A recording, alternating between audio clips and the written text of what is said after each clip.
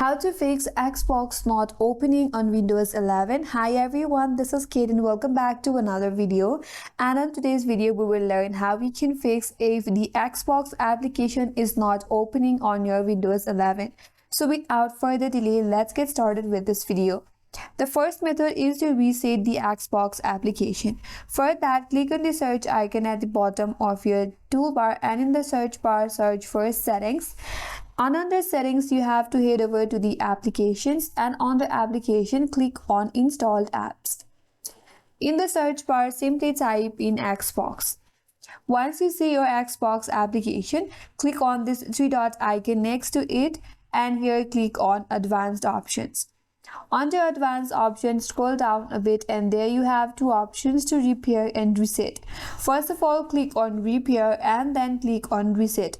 Once you have done that, now you can close your settings and go back and check whether your problem is now solved or not. If that still does not help you, then you have to check the Xbox services. For that, again navigate to the search icon and in the search bar type in services. So under your services, you have to scroll down and check for the Xbox services. So scroll all the way to the end and here you have three services. Xbox Live Auth Manager, Xbox Live Game Save, and Xbox Live Networking Service. So once you have these three services here, make sure that they are running. If they are not running, then you have to right click on them, click on Properties, and here startup type you have to change manual to automatic and then you have to click on start and then click on apply.